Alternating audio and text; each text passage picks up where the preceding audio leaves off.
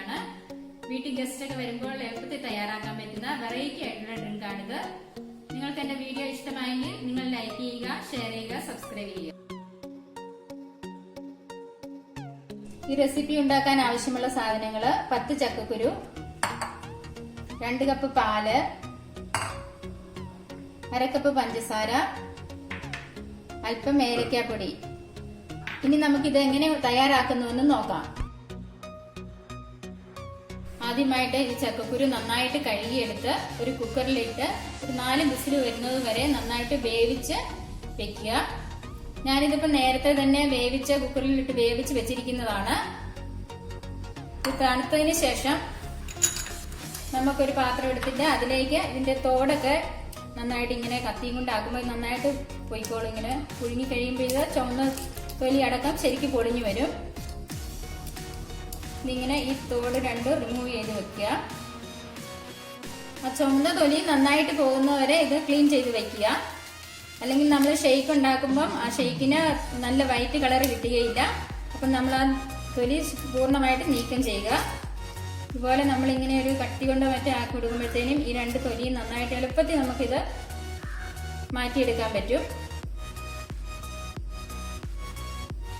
തണുത്തതിന് ശേഷം വേണം നമ്മൾ ഇങ്ങനെ ചെയ്യാൻ. അപ്പോൾ പെട്ടെന്ന് തൊലി ഇളകി പോരും.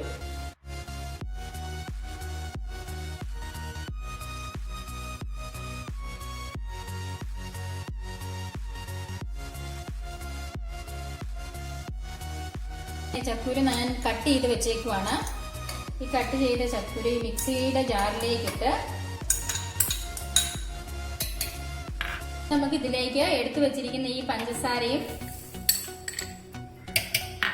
ഒരല്പം ഏലക്കാപ്പൊടിയും, ഒരു 1/4 ടീസ്പൂണോളം ഏലക്കാപ്പൊടിയും, ഈ എടുത്തു വെച്ചിരിക്കുന്ന പാലിൽ നിന്ന് കുറച്ചെടുത്ത് ഇതിലേക്ക് ചേർത്ത് നന്നായിട്ടൊന്ന് പേസ്റ്റ് പോലെ ആദ്യം അരച്ചെടുക്കുക. അതിനുശേഷം വേണം ബാക്കി പാല് ചേർത്ത് അടിച്ചെടുക്കുവാനായിട്ട്.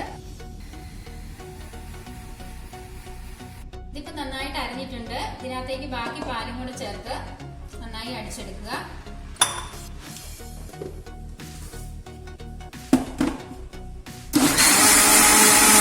വെച്ചിരിക്കുന്ന ഈ ഷേക്ക് നമുക്കൊരു ഗ്ലാസ്സിലേക്ക് സെർവ് ചെയ്യാം.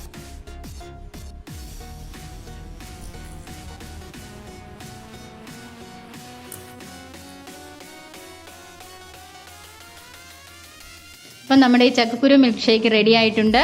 നമ്മൾ ബേക്കറികളിൽ നിന്നും ഗുൾബാറിൽ നിന്നൊക്കെ കഴിക്കുന്ന ബദാം ഷേക്കിനേക്കാളും പിസ്ത ഷേക്കിനേക്കാളും കൂടുതൽ ടേസ്റ്റിയാണ് ഇതെന്നാണ് എനിക്ക് തോന്നുന്നത്. നിങ്ങൾ എല്ലാവരും ഇത് ട്രൈ ചെയ്ത് നോക്കുക. നിങ്ങൾക്ക് ഇഷ്ടപ്പെട്ടുവെങ്കിൽ ലൈക്ക് ചെയ്യുക, ഷെയർ ചെയ്യുക, സബ്സ്ക്രൈബ് ചെയ്യുക. താങ്ക്